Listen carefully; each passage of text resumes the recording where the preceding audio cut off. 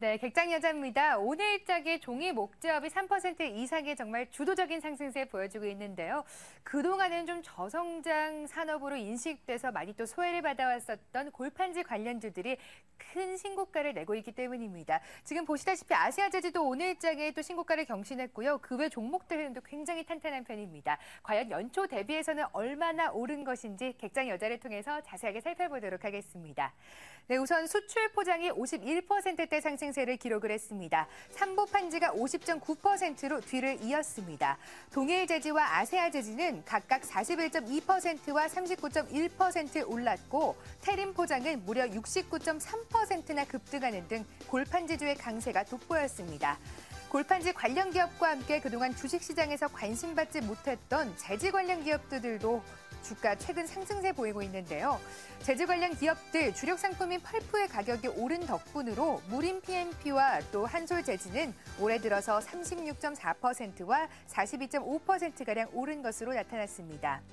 현대증권 태윤선 연구원의 의견입니다. 골판지와 제지주들 체질 개선을 통한 이익률 증가와 중소형주 인기에 힘입어서 상승세를 달리고 있는데요.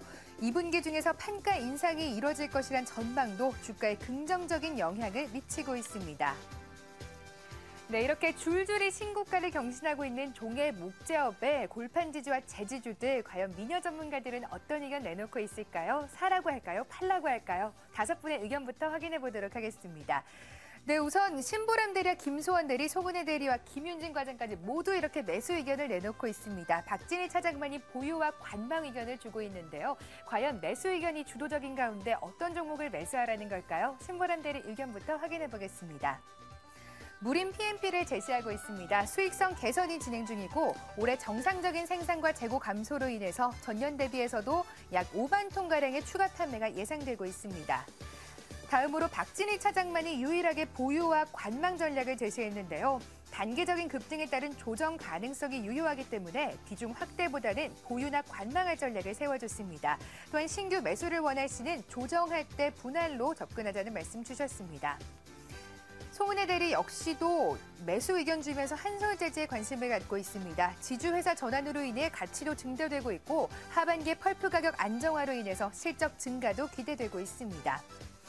마지막으로 김윤진 과장입니다. 역시나 한솔제지를 꼽았는데요. 지주회사 전환 모멘텀도 지속이 되고 있고 인쇄용지 턴어라운드에 따른 하반기의 실적 향상이 기대가 되고 있습니다.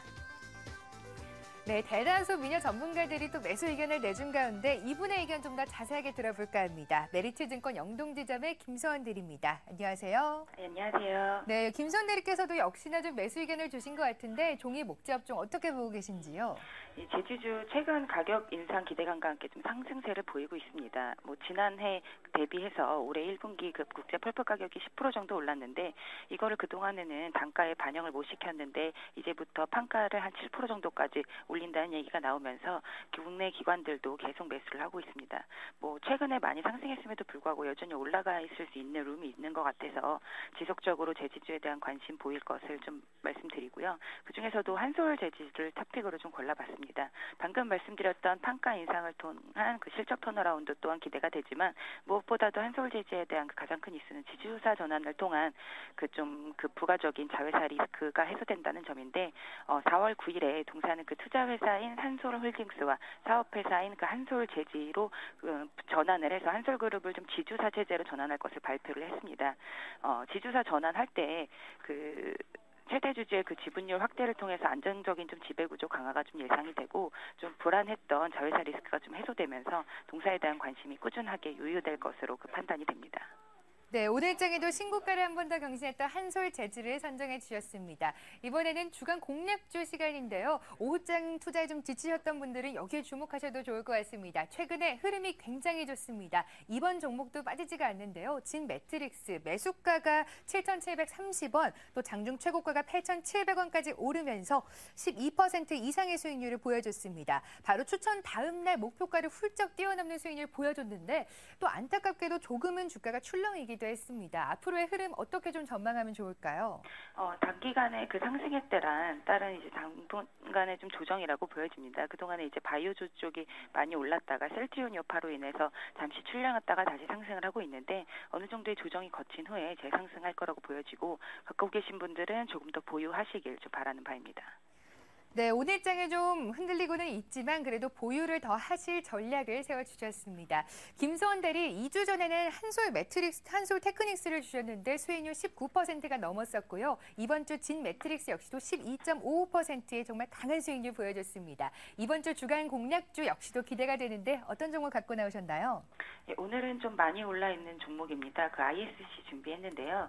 실리콘 고무 타입 반도체 테스트 소켓을 개발하고 양산하는 업체입니다. 글로벌 시장 점유율은 1위를 차지하고 있고요.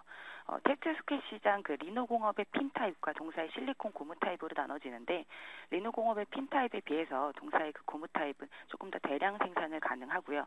주문자의 좀 생산에 맞춰서 주문 생산이 좀 가능하다는 그런 장점을 갖고 있습니다.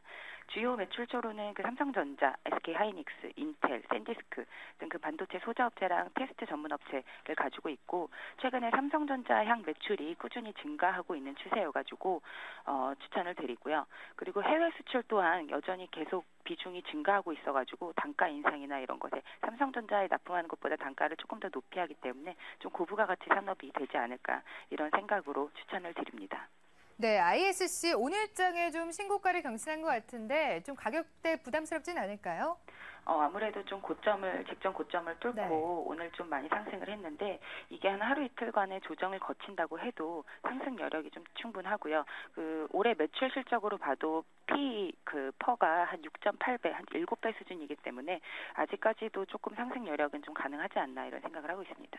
네, ISC 목표 수익률은 7%, 또 손절사는 15,000원 설정을 해주셨습니다. 3주 연속 7% 목표 수익률 달성이 기대되는 김소원 대리와 함께했습니다. 말씀 감사합니다. 네, 감사합니다.